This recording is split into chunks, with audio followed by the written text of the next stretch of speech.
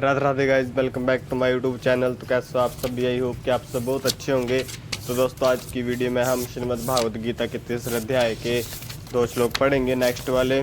जैसे कि मैंने पिछली वीडियो में आप सभी को पता है कि 2 श्लोक पढ़े थे, 11 और 12। आज हम इसमें 13 और 14वां श्लोक पढ़ेंगे।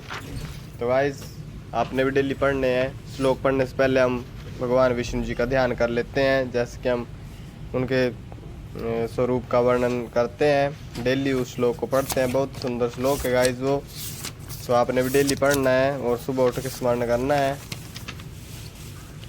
शांताकारं भुजगशयनं पद्मनाभं सुरेशं विश्वाधारं गगनसदृशं मेघवर्णं शुभांगं लक्ष्मीकान्तं कमलनयनं योगिभिर्ध्यानगम्यं वन्दे विष्णुं भवभयहरं सर्वलोकैकनाथं।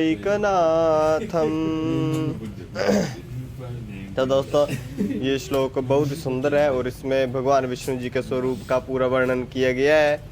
तो इसकी मैंने पहले वीडियो बनाई है, जो उन वीडियोस में मैंने अर्थ बताया, तो आप उनको देख सकते हो। और बाकी पिछली वीडियो में आप जाके देख सकते हो, और बाकी स्टॉप करके आप वीडियो को स्टॉप करके इसको पढ़ भी सकते हो। बहुत अच्छा श्लोक है। तो अभी चलते हैं हम श्लोकों की तरफ। तो गाइस, आप सभी को पता है कि इस अध्याय का नाम कर्मयोग है और 43 श्लोक है इसमें, और हमने इसके 11-12 श्लोक पढ़े थे कल। आज हम 13वां और 14वां श्लोक पढ़ेंगे। ओम श्री परमात्मने नमः। श्रीमद् भागवत गीता अथ 3 अध्यायः। यज्ञशिष्टाशिनः सन्तो मुच्यन्ते सर्वकिल्बिषैः भुजन्ते ते त्वघं पापा ये पच्यन्त्यात्मकारणात्। अर्थात जो लोग भगवान को अर्पित यज्ञ किए हुए अन्न का सेवन करते हैं वे पापों से मुक्त हो जाते हैं, लेकिन जो लोग केवल अपने स्वार्थ के लिए भोजन बनाकर खाते हैं वे पाप के भागी बनते हैं।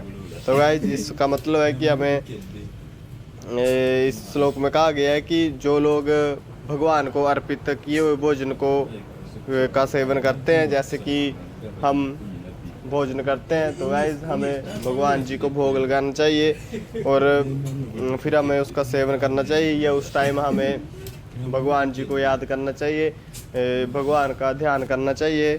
तो गाइस, इस तरह से हमें फिर भोजन करना चाहिए। और जो व्यक्ति ऐसे भोजन करता है वो पापों से मुक्त हो जाता है, और लेकिन जो व्यक्ति अपने स्वार्थ के लिए भोजन बनाकर खाता है वो पाप के भागी बनते हैं। तो इस तरह से कुछ श्लोक में कहा गया है। तो आप सब ने गाइस, मेन बात ये है कि हमें दान पुण्य करना चाहिए और हमें दूसरों के साथ बांट के खाना चाहिए, और अपने स्वार्थ के लिए बिल्कुल भी नहीं।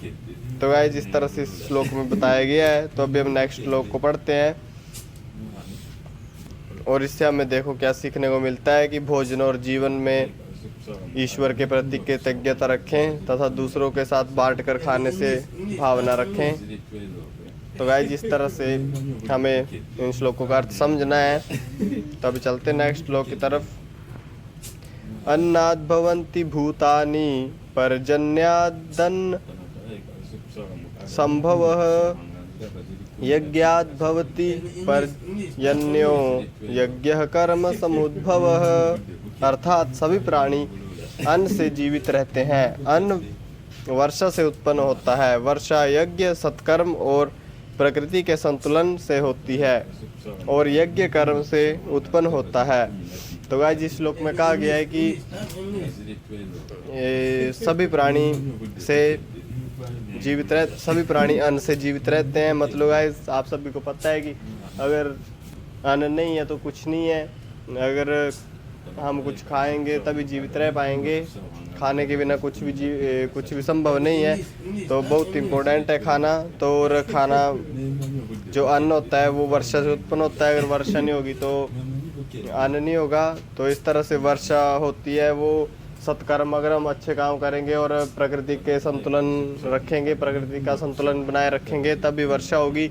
और यज्ञ कर्म से उत्पन्न होता है, मतलब यज्ञ गाइस यही है कि प्रकृति का संतुलन और सत्कर्म, अगर ये जो होते हैं ये कर्म से उत्पन्न होते हैं। तो गाइस इस तरह से बताया गया है इसमें। और सच्चे कर्म, प्रकृति का सम्मान और निस्वार्थ सेवा से संसार का संतुलन बना रहता है। तो गाइस ये इन श्लोकों में बताया, तो बहुत अच्छे श्लोक थे। देखिए हमें कितना कुछ सीखने को मिल रहा है जीवन में। तो आपने भी डेली सुनना है इन श्लोकों को और इनका पारायण करना है। तो बाय बाय दोस्तों, राधे राधे सभी को, मिलते हैं नेक्स्ट वीडियो में।